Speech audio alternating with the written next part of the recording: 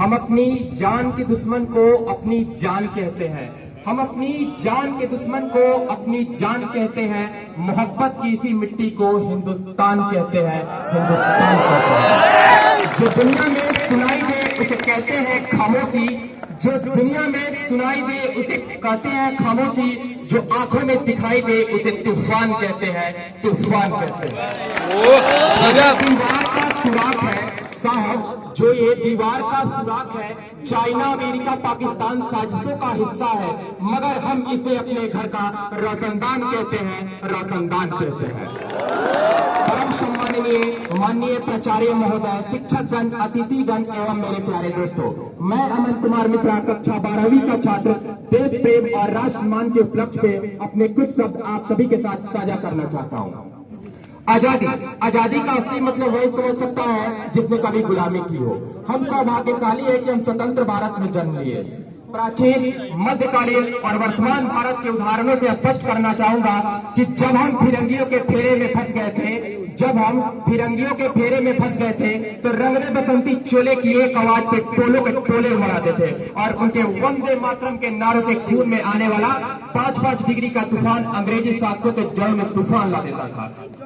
तब लोग उस समय मर जाते थे, मिट जाते थे, फांसी चढ़ जाते थे, तो वो भी अपनी देशभक्ति साबित कर रहे होते थे, क्योंकि उस दौर की देशभक्ति की कसौटी थी। उसके बाद सन 62, 65 और 71 में अपना सुहाग गंवा देने वाली औरतें का जब घर के हालात कुछ इस तरह हो जाया करते थे कि प्यार भी भरपूर गया, मांग का सिंदूर गया। प्यार भी भरपूर गया, मांग का सिंदूर गया। नन्हे नौनिहालों की लंगोटियां चली गई, छोटी छोटी बेटियों की चोटियां चली गई। बाप की कमाई गई, भाई की पढ़ाई गई। बाप की कमाई गई, भाई की पढ़ाई गई। बस एक ऐसा विस्फोट हुआ, पता ही नहीं चला, पूरे जिस्म की ही बोटियां चली गई। और आपके लिए तो एक आदमी बड़ा ऐसा हो कि तुम मेरे घर की तो रोटियां ही चली गई, रोटियां ही चली गई। हम एक ऐसे समाज में जीते हैं जहाँ लड़कों को देख भाई हड़काते हैं, वही भाई अपनी गर्लफ्रेंड के किस्से घर में हंस के सुनाते हैं।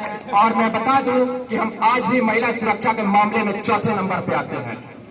हम एक ऐसे समाज में जीते हैं जहाँ पत्थर के मूर्त को लगते हैं 56 भोग, जहाँ पत्थर के मूर्त को लगते हैं 56 भोग और भूखे नंगे तड़पते सो जाते हैं लोग, सो जाते हैं लोग। न सरकार न रब मेरा है, न सरकार मेरा है, न रब मेरा है, और न ही ये बड़ा सा नाम मेरा है। बस इतनी सी बात का गुरूर है मुझे कि मैं हिंदुस्तान का हूँ और ये हिंदुस्तान मेरा है। परंतु एक वैचारिक बीमारी मुझे समाज में नजर आती है। कहते हैं हम सबसे बड़े लोकतंत्र में जीते हैं, जहाँ हिंदू पैदा होते हैं, मुसलमान, सिख, ईसाई भी पैदा होते हैं, लेकिन बदकिस्मती से अब इंसान पैदा नहीं होते। और हमारे राष्ट्र निर्माण के लिए न तो हिंदू की जरूरत है, न तो मुसलमान की जरूरत है। जरूरत है तो केवल एक अच्छे इंसान की जरूरत है, अच्छे इंसान की जरूरत है। हमारी संस्कृति, हमारी सभ्यता को दुनिया ने शीश नवाजा है, तो क्या हमने आस्था के नाम पे अंधविश्वास फैलाया है? हमारा राष्ट्र निर्माण तब संभव होगा जब हमारे देश में महिलाओं की पूजा नहीं, महिलाओं की इज्जत की जाएगी। हमारा राष्ट्र निर्माण तब संभव होगा जब जाति का संरक्षण नहीं, समाज के सशक्तिकरण पे बात करेंगे। हमारा राष्ट्र निर्माण तब संभव होगा जब स्वच्छ भारत अभियान में केवल सरकार नहीं बल्कि सड़क पर चलने वाला हर एक व्यक्ति उसमें हाथ बटाएंगे, दिल से अपनाएंगे।